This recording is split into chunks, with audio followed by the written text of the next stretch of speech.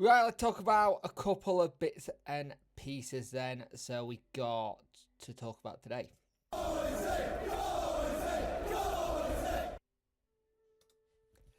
Hello and welcome to the video. You could like, share and subscribe to the channel, much appreciate it. Liking out the algorithm, sharing gets in front of people's faces, and subscribe and let me know like channel here at notification bell to let you know when video go live. So we've got a couple of players who are out injured at the moment, and a couple of them were in the under 21, which we sadly lost yesterday.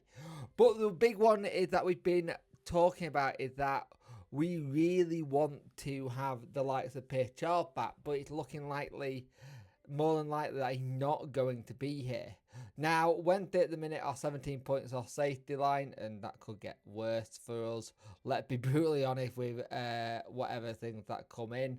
We already have a paper thing going as it is with Pierce Charles, Ernie Weaver, Ola Kabachi, Nathan Chalobah, Joe Brown, and Gwillia and Rio Shipton out of well on the fringe players, and we know Deshaun Bernard is still a couple of weeks away from coming forward. And the thing is, we want to see what happens. But he said, let's see with Olaf, let's see with Nate, but all of them will be late December more than likely. And the thing is, the earliest we heard about Pierce would potentially beginning of December, which was looking like something that we were hopefully maybe it'd be a bit earlier. But do we really want to push him and then have the situation where he ends up having an issue again? I think for us, we have to make sure we get it right, so we're not putting him into the thing. And I've seen people say he's linked with move to Rangers again, as is Jan Valery. I'd be interested to see if that even happens under new people. But one of the things talking to new people, Barry Bannon has said one of the big things that about the football club is the fan base. They're the structure. Our structure at the minute with training ground stadium is not great, but you don't need to spend millions on training ground. It just needs a bit of help. The same with the stud stadium. It's lovely historic ground, just need freshening up. You look at the side of the football club and by how well the supporters they aren't many, but this is one. It's a perfect chance for someone who loves football and want to buy a club to get a club back to where it should be. The perfect opportunity. He kind of turned around and said he never had a doubt with the situation with DC, but he said you need to have somebody who comes in for the right reason, who knows what the football business is about. You can have all the money in the world, but if you haven't got the infrastructure underneath that, the place isn't going to go anywhere. You need to start from the bottom, work your way to the top. That means simple basics of training ground, stadium, staff, getting right people in around. It's not about having loads of money and buying the best players. We've seen that happen. It doesn't work. You need to know what you're doing from the bottom. And he's right. We need to have someone come in who knows the football industry or isn't going to employ people with the football industry to do it for you.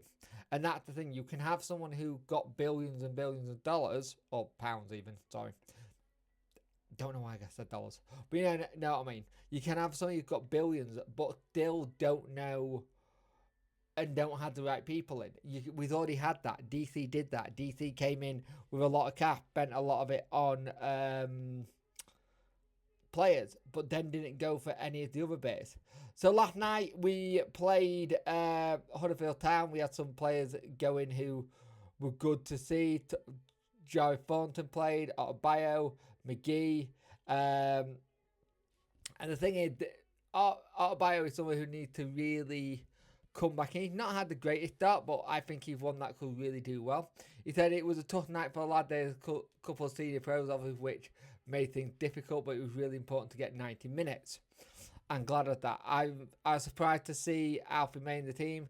You don't really expect that to come here, but I thought it was a good bat. I thought I did well. The aim for today was just to get 90 minutes. I haven't done that in a while, and it's about getting all into the legs and get back into the groove of it, because December is a busy month, and hopefully I can get back in the team. And the thing is, you want to see that. You want to see that him come back in. He's also said he really would like to get back in. He's learned a lot from the gaffer already, and he hopefully can get back into the team. But he said it's all about concentration. I switched off a couple of times and you can't do that.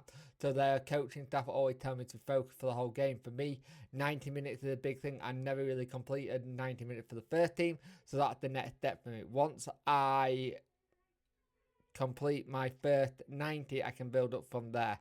But playing and get my minutes in. And this is the thing you got, right? The thing I got is, it's interesting that he even turned around and said, my concentration's not there. That says a lot about the player. That he knows it's not right and he needs to improve it, which is good. And they're talking about the derby. Said all the lads are already speaking about it. We're all thinking about the derby, the big one, especially for the fans back now. It's at Hillsborough. It'll be packed out. It's gonna be unreal. It's been crazy. The game without fans felt unusual. It felt a little bit flat, but once the fans were back, it made a big difference. Fans make football. All of us play football for fans. So it's been crazy the last two games. It's been unbelievable, and that's one that definitely will be. And the thing is, talking about the derby, I think we just go into that and just give it our best shot. Both teams are going to be looking for something. Sheffield United will want to win to get a bit out of their situation. We'll want to just get points, so we've got points on the table, but it's more that bragging rights situation going into it. And I think I've been interested to the different approach from Henrik to Danny. Danny did go into it thinking it was a big game, but I wonder if Henrik's going to go in a different approach. I will be interested to see that one. But as it all stands at the minute, we are just waiting till tomorrow for word, hopefully from EFL and FIFA, to get those stuff sorted. We'll probably start hearing more about potential people who are bidding, more people maybe having tours of the ground and stuff.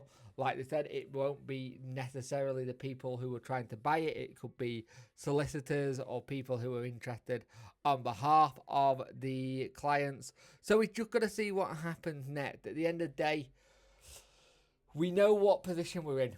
We know where the situation is with the club. We know what we got to do as a fan base and try and help out. Like, one of the interesting things I watched an interview with yesterday with one of our administrators.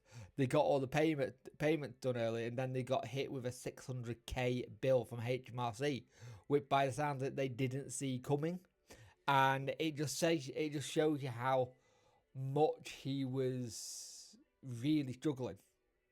And we have managed to also have it that we have got £1 million loan or someone interest free if we need to use it, which is fantastic. And they want to remain anonymous, and that fair play to them. But that is such a lovely gesture to try and help the club when it needs to be. But I think we've got to have the situation now and see where we are come the end of November, start December, and start hearing maybe a couple of things. Hopefully we can have it that we have got it all sorted. So let's see. They want to sell by the end of the year. I still think that's doable, but it's all going to be about governing bodies and stuff who can get it done for us. So thank you for watching. Like, share, and subscribe. I much appreciate it, and I'll speak to you in the next one.